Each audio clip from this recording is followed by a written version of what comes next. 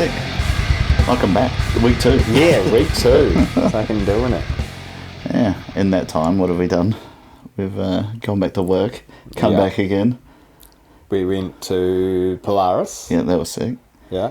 That's pretty much it. Yep. That's pretty much all we've done with our lives. Yeah. 2 weeks, maybe 1 week, I don't know.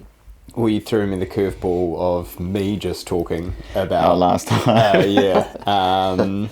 And so this time it's all on you.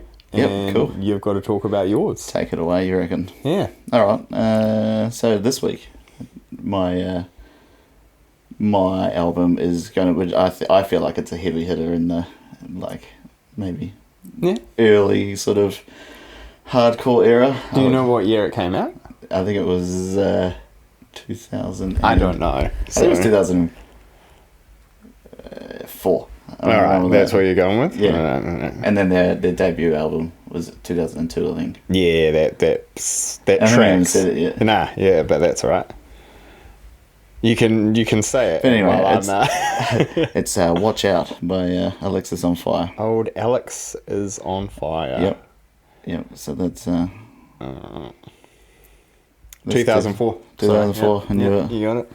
Yeah, so that's quite the year of it. So tracking when I actually got into hardcore music, that would have been pretty new, that album too. Yeah. So yeah, that album was pretty much my first ever sort of CD that I had, and it wasn't even the legit one. It Never would have been. I don't remember how I got it exactly, but I remember it was definitely one that Grayson had burnt. Yeah.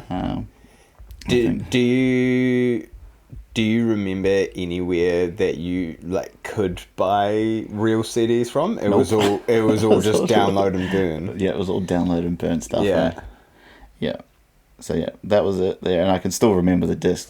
Just the same silver burnt disc with Alexisonfire written on it, and I don't even think it had the album name on it. I'm just thinking it was just said Alexisonfire. Just Alexisonfire, and then years later, I remember finding out that it was that. Watch out. Yeah. Oh, so did you just spend years it wasn't too long. After where I got my iPod, and then we sort of worked it out. Yeah. Because So did you even know they had another album or anything?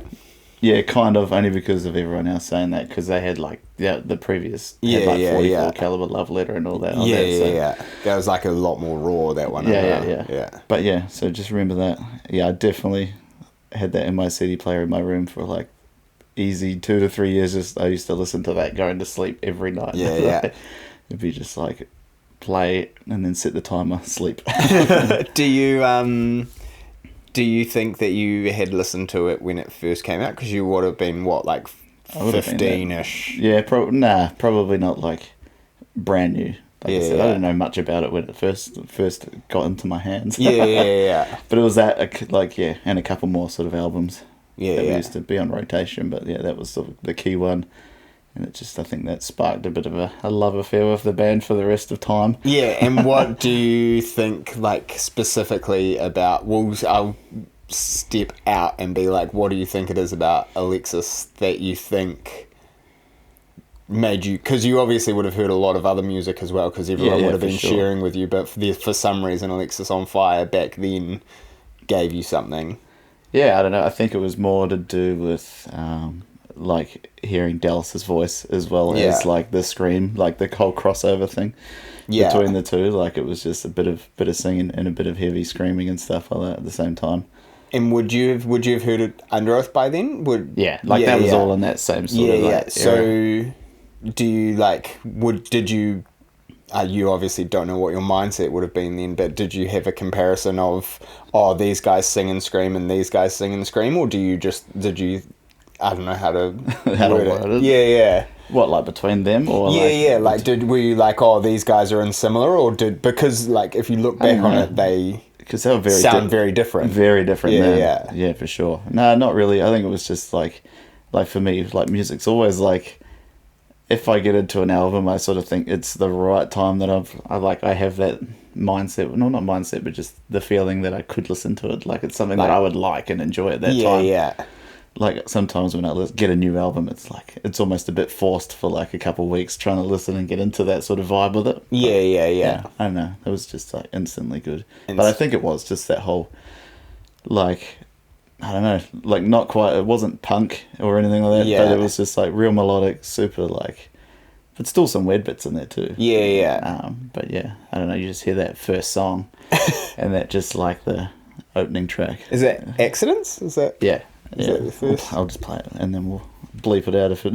Yeah. But I think it's such an iconic like opening song to. Because it does the pick into the strum, eh? Yeah, I'm not going to do it for you. If it is Accidents, yeah. It's just like such an iconic like intro. Yeah.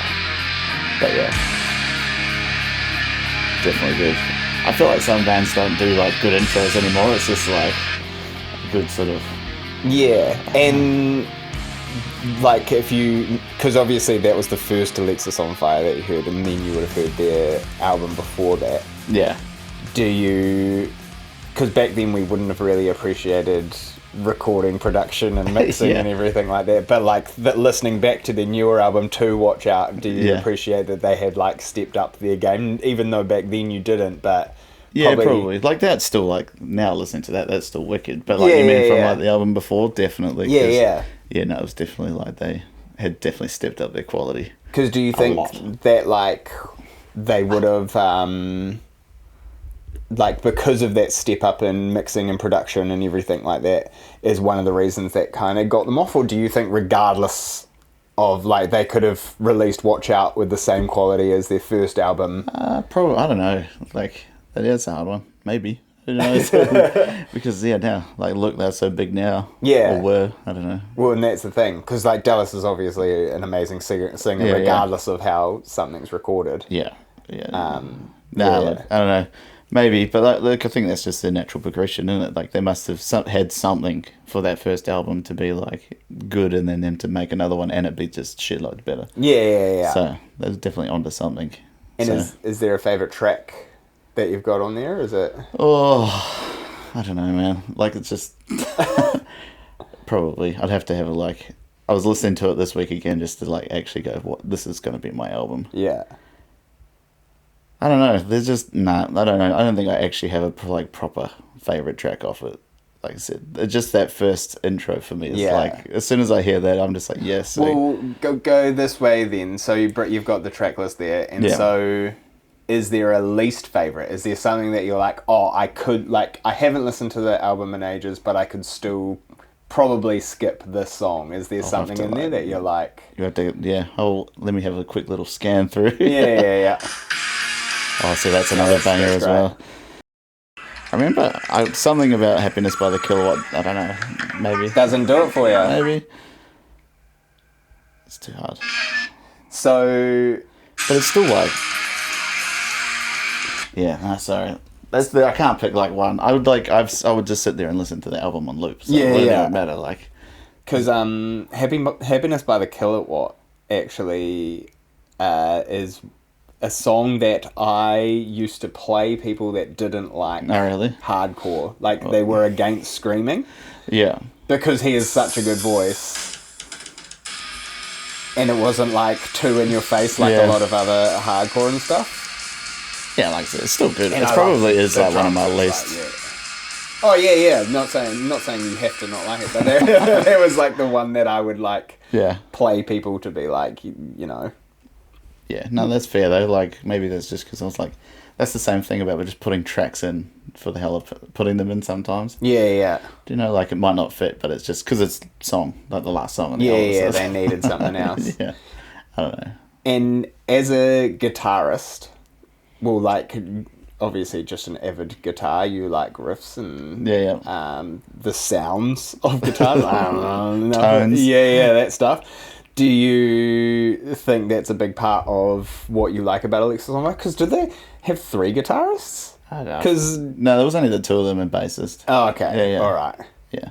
Well, I don't know, actually, back then. Yeah. For some reason, I always thought they had 3. I don't know. Should we fact check it? Yeah, so we don't look like complete fuckwits? Well, nah. I'll cut it. I don't care. Nah, that's all right. Like, they probably had 2. I was just tripping. No, because, And that sort of... Yeah. No, there's only 2 of them, because when I was... That was one of my dream things to go do, was to, like, one day see them live. And then, they sort of... By the time I could, like... I don't think they ever came back to... Well, they must have. Did they come to? Sorry, I know I'm stuttering and fucking beating around the bush. Yeah. But I think they may have come to New Zealand once while we were growing up, like, and maybe when I was like an late teens. Yeah. But I don't think I was like, yeah, because I remember hearing about like City and Colour and Alexisonfire coming at the same time. Oh, okay. Yeah. Yeah. Like, yeah, but I would have been maybe like 16 or 17. Yeah, probably. I don't. I would have been no money Yeah, child, not able to do that. Yeah, pretty much. So that's So then the only time that I actually got to see them was like when I had moved to Perth, and I remember they announced a tour, like a farewell tour, and they were only playing on the East Coast, and I was like, I considered going, and I was like, I just didn't have the money to like, go and do it, because it would have just been like straight away just like $1,000 just for accommodation and that plus tickets on top of that. Yeah. I don't know, like I love them, but Not $1,000. Not at that time. Yeah. Not that much. So then they had broken up, and then they did a couple of years later. They did a reunion tour, and they came to Perth, and that was just surreal. And so you finally got to see them live. How many years later would it have been? 12? 15? From what? From initial silver CD. Yeah. So it would have been 14 or 15 when we seen them. Yeah, it would have been an easy 10 years easily.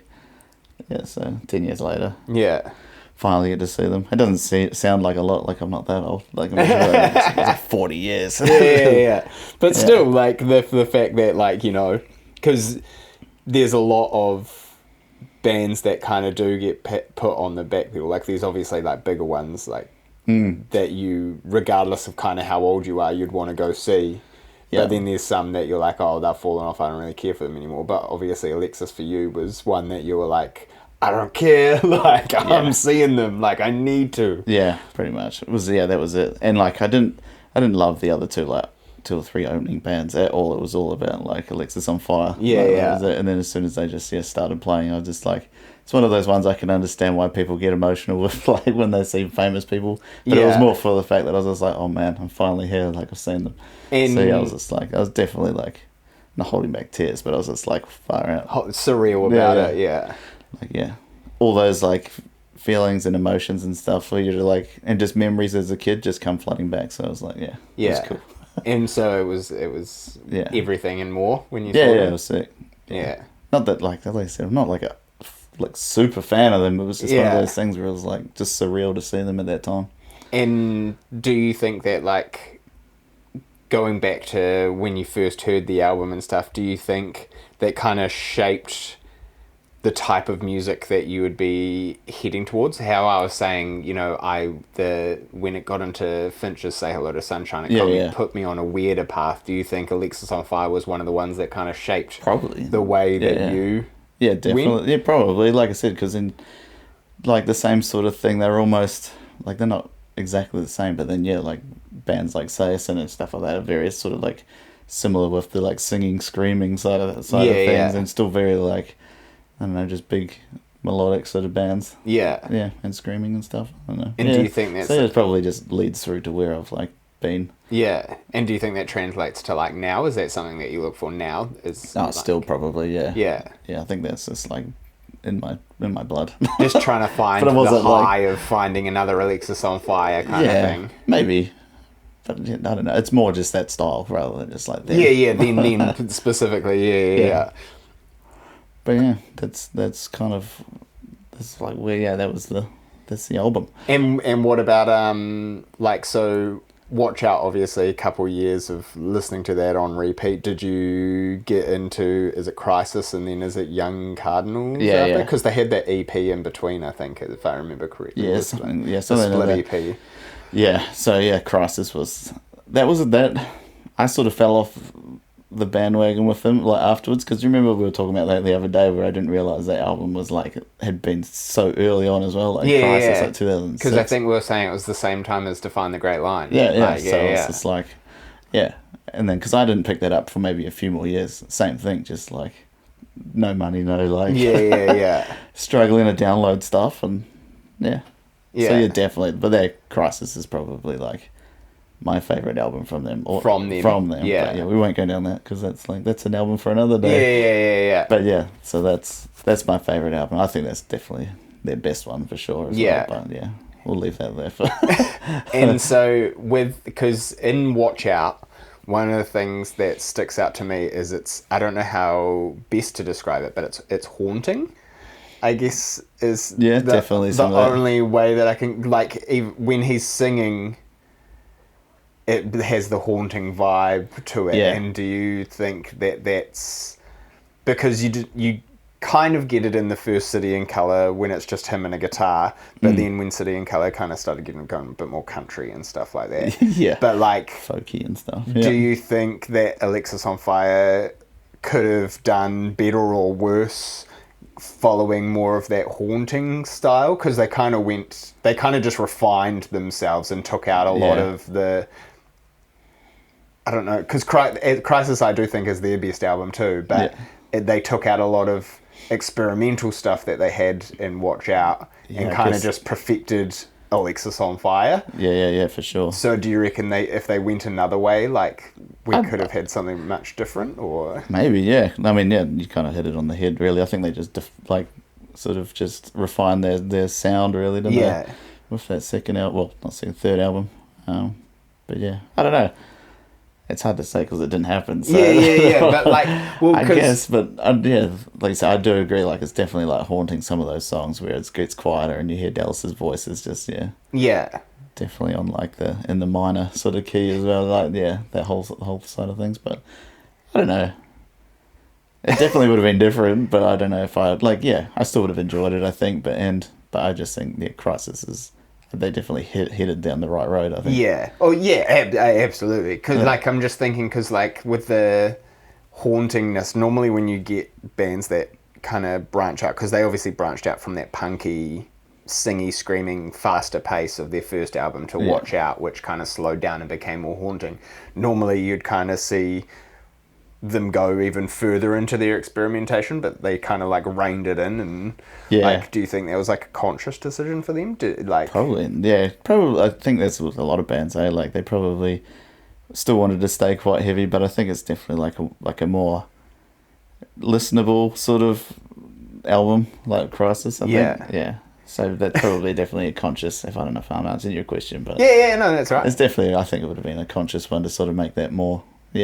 Would you have liked to have heard it a bit more haunting, or like? Yeah, maybe because I fell in love with Watchout. Yeah. So maybe, but you will never know. Yeah. It was just more like I just kind of wanted to see if, because you were saying that Crisis is your favorite, but Watchout was the one that you wanted to focus on because it kind of got you into everything. Yeah. And how I was saying with Finch, it pulled me in a direction of like listening to different stuff, and I'm just thinking, do you think it would have been like minute changes that could have drastically, like Butterfly Effect it? Maybe. But they're still very still up and down, like straight down the line, like when it comes to songwriting. It's not like too weird or creepy or anything like that. So I don't know, maybe that's why. But like I said, like I said last week, it was the same sort of thing for me with like my musical taste is very everything has to be perfect and in time and stuff like that, so in tune and Alexis does that very well for sure, because he's a ridiculous singer, and I guess when you're that ridiculous you kind of probably would be like, I can't go out. Especially too, like a lot, I wouldn't want to, and it's not in a bad way, but like a lot of like emo and screamo bands of that time, but like they had their singing voice was very like high pitched, whiny sort of like sounding, whereas like Dallas's voice is just like super, like he just moons it pretty much, skyrockets. His voice is like hit them high notes and just like, but super powerful as well, rather than that sort of like whiny sort of emo sound, which isn't, and that's not a bad thing. Like it's just, and it's almost like he wasn't made to be in a hardcore band. Like when you hear it's definitely a contrast from the scream. Definitely, Because like when you listen to, I guess how you're saying like emo bands where it's the high pitched kind of whiny with the scream. If you were to make an album with just the high pitched whininess, like you wouldn't really be able to make a full album out of that without someone being like, I can't listen to this whole album. Whereas like Dallas, he obviously made City in Colour, which Yeah. just blew up as well. And so, like, it's just, it is a bit of a weirdness that he... Yeah. And it, like, the fact that he willingly as well, like, you know, City and Colour got big way faster and bigger than Alexisonfire did. Yeah. And he still kept on going back to Alexis. He was like, this is my home. Coming home. Yeah. Yeah. No, I totally agree with that. But yeah, like I said, he's just an amazing musician, really. But like we've talked about before, with like you love the drummer as well. Yeah. So yeah, but like they're all crazy musicians. But yeah, seeing them perform and stuff is like funny because their bassist, he's like on a next level. Like, is that the big boy? No, he's like the small fellow with the beard. Oh yeah. He's Don't ask me for names. It's kind of bad, really, and we just know Dallas. That's it. Yeah. Only because I am a Dallas fanboy. Yeah. Cat named Dallas. Yeah. Yeah. That's pretty much where that came from as well. But yeah, I forgot where I was going down with that. You're just talking about the them all live, how they're all crazy. Oh yeah, but yeah, their bassist is like, I don't know, he's next level crazy on the stage. Like he goes hard. And when you were listening to it back in the day, were you a gatekeeper or were you a sharer? Like, were you like showing your, like, who did you, besides us group of friends that would share music among each other, did you like show your parents, or did you have like other people outside of your like close friends that you were like, you have to listen to, like, what is this? I don't know. I don't intentionally gatekeep that sort of stuff, but yeah, I don't know. Those sort of, my parents obviously heard it, and my dad always thought it was trash music.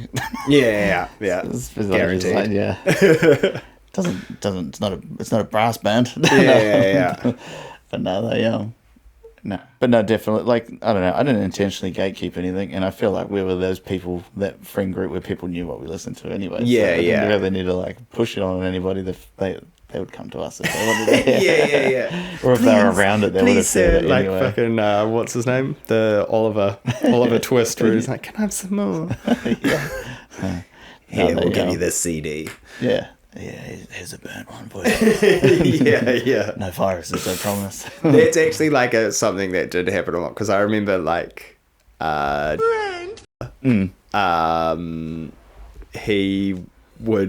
he wasn't like in our friend group, like wouldn't hang out with us all the time on weekends and stuff, but I remember me and him doing like CD deals in the hallway and stuff. We weren't doing drugs or anything, but like he'd be like, you need to check this out, or like we'd swap CD wallets and stuff like that. Yeah. Oh, geez, that's funny. Yeah. So like we used to do that a lot, and like he listened to a lot more different stuff, but like yeah. I just thought, like, I was just wondering if, like, because of like how I was saying Watchout, like Happiness by the Kilowatt was something that I'd show people that didn't listen. I was wondering if like you did that, if you were like, oh, this is maybe something other people can handle. Yeah. I guess that's the right way to handle it. Yeah. That gateway hardcore drug. Nah, I don't know. Like I said, I wasn't ever intentionally like gatekeeping anything, but yeah, I would be pretty open about it if people asked. Yeah. I didn't care if people thought we were strange or anything like that, because we'll listen to that style of music. There's definitely people who did, Mr. Christensen. To this day, when he told me that people can't do a double kick, that just drives me wild. When I was doing composition, and I was, yeah, fine. That's funny. Like, I don't know. I feel like now I've told you that before, where I feel like some music schools are so limiting now that you like hear stuff that's like real super crazy and wild and out there.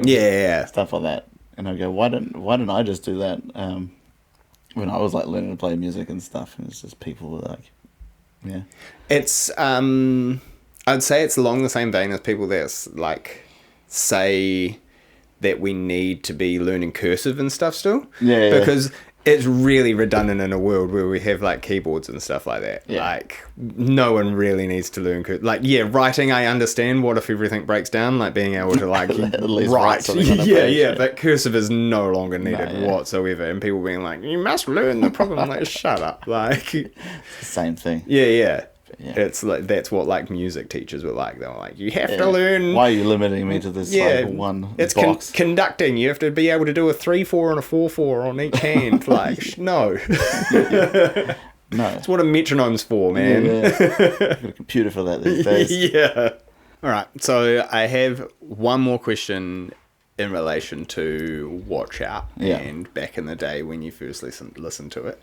Do you think that was the one that solidified hardcore as like, this is who I am? Like, You just mean like that's who I like, just to set me down that path? well, because I personally know like a lot of people that obviously growing up, like I have friends that weren't into it and I showed them some songs and they're like, that song's super awesome, but they still, you know, would be just mostly listening to hip hop and rap and stuff like that.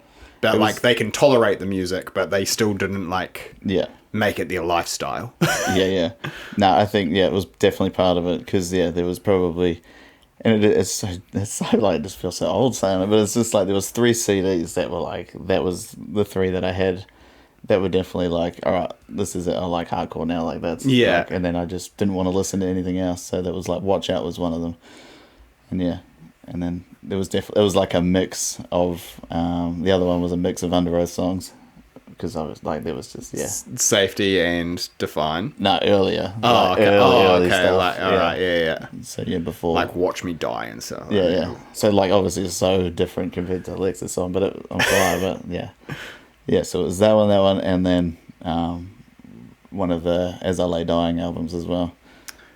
The one that might have been, is it like Unrefined? Yeah, it's the blue one. The blue one with the sun on it. Or the Bro, sun they all look the same. If you look at like, if you go As I Lay Dying album covers, but it might even been a mix. It will just be. I'm pretty sure it's just different parts of like the sunrise and sunset. Yeah, maybe. I'm pretty sure it was like just logo, slight maybe. different colors. It's just. But yeah, Shadows Are Security is the other one, I think. That I used to. So that would have been. That's 2005. And it's crazy because like they all.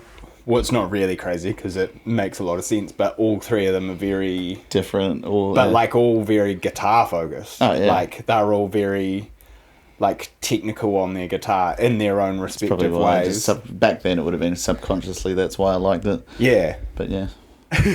Now I know it's just I'm completely selfish when it comes to like what I like, and it's just full guitar. Well, you know how I was watching that video before and you were like, oh, I was looking at maybe watching that. Yeah. That was one of the things that he was saying was metalcore these days is made by guitarists for guitarists. Yeah. He was like, that's what makes it easy for me to like them. Yeah, that's what metalcore is now.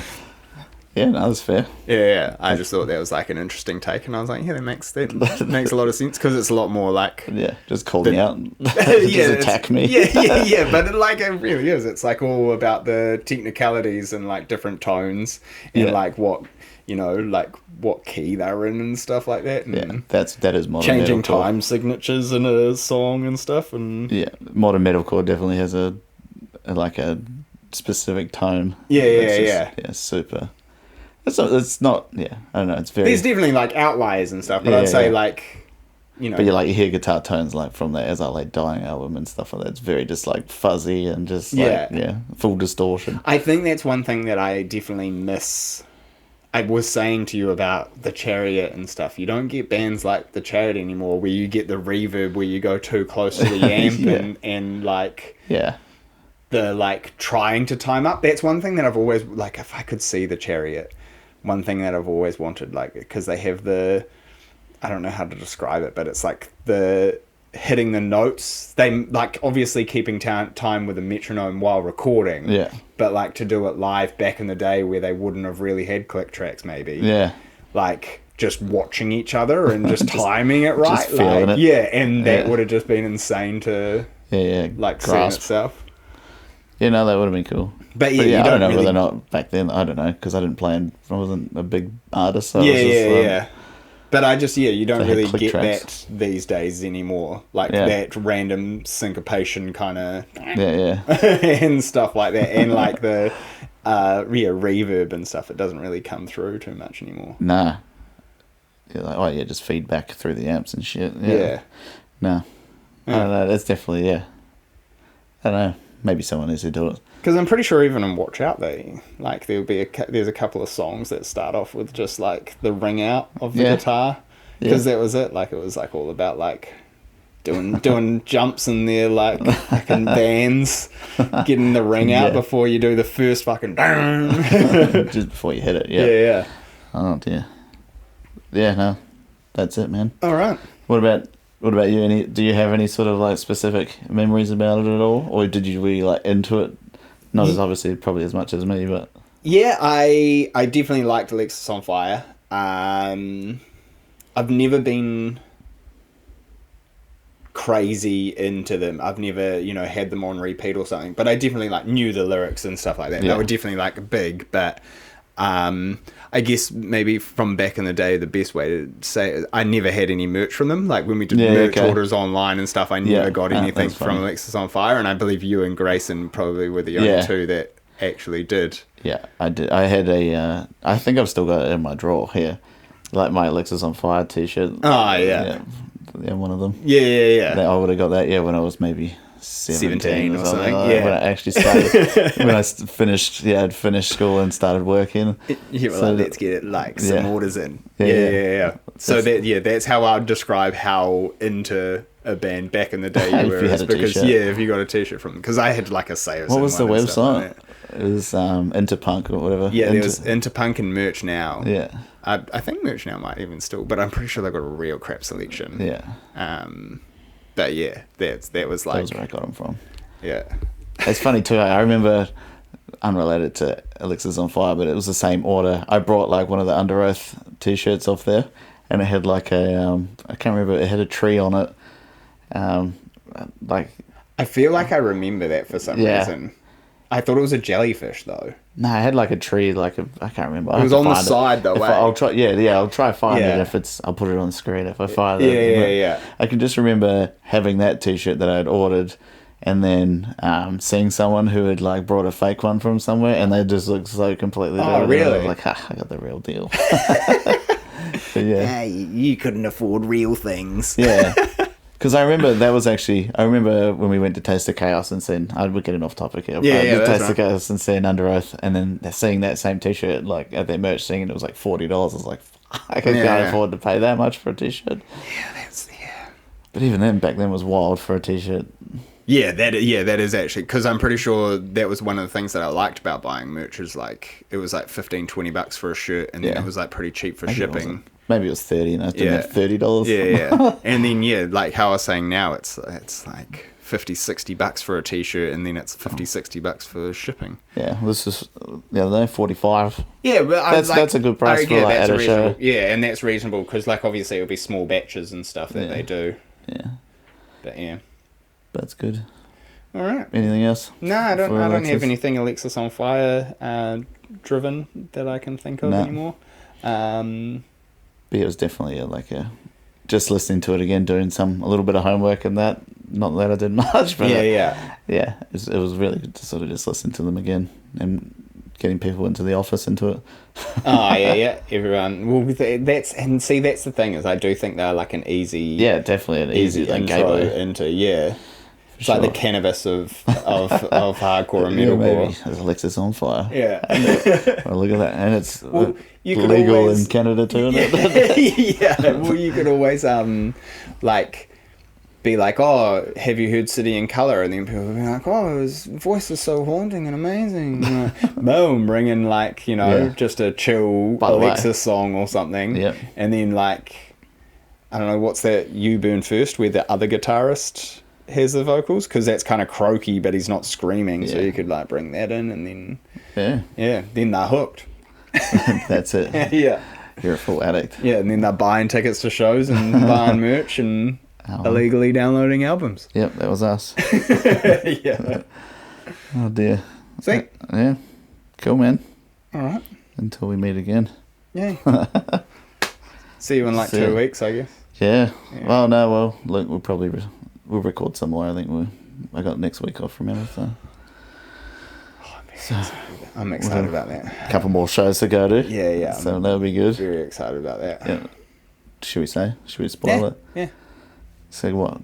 We're seeing Throwing twice in 2 nights. Yeah. Throwing's doing a little secret show kind of thing. Yeah. Doing a little. and then they're opening for Alpha Wolf Yeah. the next night. Yeah.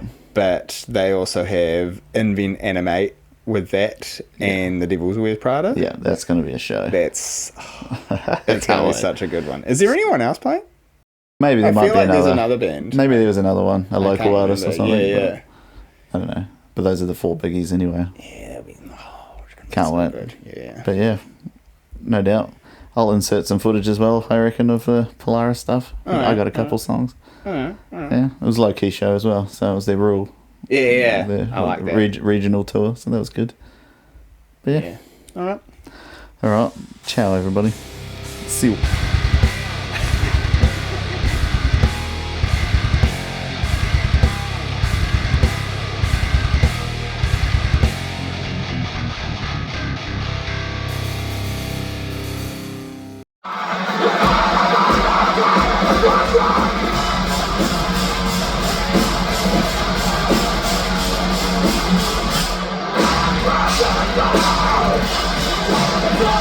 Let's go.